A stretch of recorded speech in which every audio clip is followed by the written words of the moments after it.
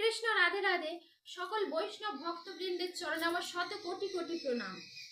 তো আপনারা যারা কৃষ্ণ ভক্ত সন্তান পেতে ইচ্ছুক, তো কিভাবে সেটি সম্ভব হবে বা কিভাবে কৃষ্ণ ভক্ত সন্তান আপনারা আপনার গৃহেতে জন্ম নেবে, তো এই বিষয়ে আমি আজকে আপনাদেরকে বলবো। তো ভিডিওটি সম্পূর্ণ মনোযোগ সহকারে ভিডিওটি দেখবেন এবং আমি যা যা বলবো সেই অনুযায়ী যদি আপনারা কাজ করতে পারেন, তো আপনারা আপনার গৃহেতে কিন্তু কৃষ্ণ ভক্ত সন্তান কিন্তু অতি অবশ্যই কিন্তু জন্মগ্রহণ করবে। তো কি কি সেই কাজগুলি, তো তার আগে বলে রাখি যে আপনাদের যদি কৃষ্ণ ভক্ত সন্তান যদি আপনাদের যদি পেটে যদি ইচ্ছা থেকে থাকে বা আপনাদের মনে যদি ইচ্ছা থাকে, তো আমার কমেন্ট বক্সে কিন্তু অবশ্যই হরে কৃষ্ণ রাধে রাধে লিখে যাবেন। তো চলুন শুরু করা যাক। প্রথমেই বলি, আপনাদেরকে বাবা এবং মাকে কিন্তু ফার্স্ট টাইম কিন্তু 4টি কাজ করতে হবে। কি কি সেই কাজগুলি? প্রথমত তুলসী গাছে জল, প্রত্যেকদিন স্নান করে এসে তুলসী গাছে জল প্রদান করতে হবে। দ্বিতীয়ত তুলসী গাছে পরিক্রমা করতে হবে, 4বার করে পরিক্রমা করতে হবে। তারপরে কি করতে হবে? প্রতিদিন 1 অধ্যায় মাহাত্ম্যর সহিত কিন্তু গীতা পাঠ করতে হবে। সে পাঠ বা শ্রবণ যেটা হোক করতে হবে। আর কি আরেকটা কাজ কি করতে হবে, সেটি হলো প্রতিটি একাদশীর ব্রত পালন করতে হবে। প্রত্যেকটি বাবা মায়ের কিন্তু এটি করতে হবে। তারপরে কিন্তু বাবাদের কাজ এখানে কিন্তু শেষ হয়ে যাচ্ছে। এই 4টি কাজ বাবারা করলেই উত্তম, কেননা বাবারা তো প্রতি কর্মজীবনে ব্যস্ত থাকে। তারপরে স্টেপে মায়েদের কাজ। কি কাজ? যে মা জানতে পারবে যে সে সন্তান সম্ভব বা সে প্রেগনেন্ট মা হতে চলেছে, তখন থেকে তার নতুন জার্নি শুরু হবে। কি হবে? যে সে যদি আগে থেকে যদি হরে কৃষ্ণ মহামন্ত্র নাম যদি জপ করতে থাকে, তো খুবই উত্তম, খুবই ভালো। এবং সে যদি না জপ করে থাকে, তার যদি জপমালা বা জপমালার ব্যাগ যদি না থেকে থাকে, তো তাতে কোনো অসুবিধা নেই। যদি থাকে খুবই উত্তম, না থাকলেও কোনো অসুবিধা নেই। আপনাকে খেতে, শুতে, উঠতে, বসতে কিন্তু কনস্ট্যান্ট মানে অল টাইম কিন্তু হরে কৃষ্ণ মহামন্ত্র নাম কিন্তু আপনাকে জপ করতে হবে সর্বদা, কিন্তু এটি কিন্তু করতে হবে।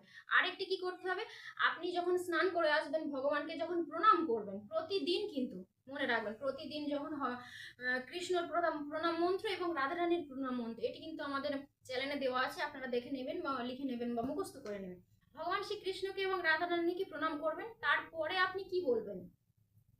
ভগবানকে আপনি জানাবেন যে হে দয়াময়, হে কৃপাময়, আপনি আমাকে কৃপা করুন। আমার গর্ভে যে সন্তানটি আসতে চলেছে, তাকে আপনি দয়া করুন, কৃপা করুন। সে যেন পৃথিবীতে এসে যেন তোমার ভক্ত হতে পারে, বা সে যেন তোমার সেবার কাজে যেন যুক্ত হতে পারে, সে যেন তোমাকে ভালোবাসতে পারে, সে যেন তোমার জন্য বাঁচতে পারে। এই কটা কথা কিন্তু আপনি কিন্তু রোজ ভগবানকে কিন্তু জানাবেন। ঠিক আছে? তারপরে আপনাদের সাধারণত মায়েদের ক্ষেত্রে কি হয়, প্রেগনেন্ট থাকাকালীন অনেক মায়েদের অনেক কিছু খাবার ইচ্ছা হয়। তো ইচ্ছাটি কেমন হতে হবে? কোনো রকম কোনো প্রকার কিন্তু পশু বা পাখির কিন্তু মাংস খাওয়া যাবে না। এটি কিন্তু বর্জন করবেন আপনারা। কোনো প্রকার কিন্তু মাংস খাবেন না, বা কোনো প্রাণী হত্যা করে সেই প্রাণীর মাংস কিন্তু গ্রহণ করবেন না। ঠিক আছে? আপনাদের যখন ক্রমশ যখন 7 মাস যখন হবে, 7 ভক্ষণ যখন হবে, সেই 7-এর দিনকে কিন্তু অবশ্যই কিন্তু নিরামিষ আয়োজন হতে হবে। আমিষ কোনো প্রকার আহার আপনারা করবেন না বা আয়োজনও কিন্তু করবেন না। ঠিক আছে? এবং বাড়িতে যদি কোনো আত্মীয় স্বজন বা আসে, তাদেরকেও কিন্তু নিরামিষ খেতে হবে। এবং সর্বদা কিন্তু সেটি যদি কৃষ্ণ প্রসাদ হয় অতি উত্তম, না হলেও কোনো অসুবিধা নেই, নিরামিষ 7 ভক্ষণ করবেন। এবারে যখন ক্রমশ সন্তানটি যখন হওয়ার সময় এসে যাবে, আপনি কি করবেন? আপনার গার্জেনদেরকে বলে রাখবেন। আজকালকার দিনে সাধারণত সন্তান কিন্তু গৃহে হয় না, সাধারণত নার্সিং হোমে বা হাসপাতালে হয়। তো আপনি আপনার গার্জেনকে বলে রাখবেন যে আপনার কাছে থাকবে, সন্তানটিকে ধরো যে ফার্স্ট টাইম দেখবে বা বেডে যখন দেবে, সেই সন্তানের কানে যেন হরে কৃষ্ণ মহামন্ত্র নাম যেন অতি অবশ্যই কিন্তু তাকে শোনানো হয়। সেই সন্তানকে যখন বেডে দেবেন, আপনি কিন্তু তার কানে হরে কৃষ্ণ কৃষ্ণ কৃষ্ণ হরে হরে, হরে রাম রাম রাম হরে হরে, এই মন্ত্রটি যেন সেই সন্তানটির কানে যেন দেওয়া হয়। ঠিক আছে? দেওয়ার পরে আপনারা এই সন্তানের নাম কি রাখবেন? কখনোই কিন্তু 2 অক্ষরে নাম রাখবেন না, সর্বদা কিন্তু 3 অক্ষরে নাম রাখবেন এবং সেটি কিন্তু পঞ্জিকা দেখে নামকরণ করবেন। ঠিক আছে? তারপরে সেই সন্তান যখন ক্রমশ বড় হবে, সেই সন্তানের যখন অন্নপ্রাশনের সময় আসবে, সেই সন্তানের অন্নপ্রাশনের দিনে কিন্তু কখনোই কিন্তু আমিষ আহার আয়োজন করবেন না, সম্পূর্ণ নিরামিষ করবেন। সেই সন্তানের মুখেও নিরামিষ আহার দেবেন।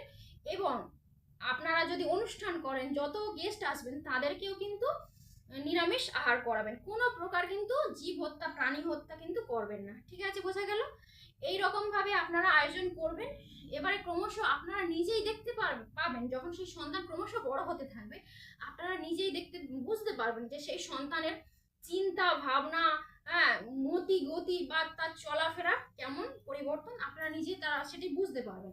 তার সাথে সাথে আপনাদের কিন্তু কখনো শেখাতে হবে না সেই সন্তানকে যে বাবা তুই তুলসী গাছে জল দিবি হয়, বা যদি মেয়ে কন্যা সন্তান হয় বা এটা করবি হয় ওটা করবি হয়, তাকে কিন্তু শেখাতে হবে না, আর মনে করিয়েও দিতে হবে না, সে কিন্তু নিজে থেকে যাবে। ঠিক আছে, আপনি বুঝতে পারবেন। ঠিক আছে, তার কারণ আমি নিজেই তার প্রমাণ।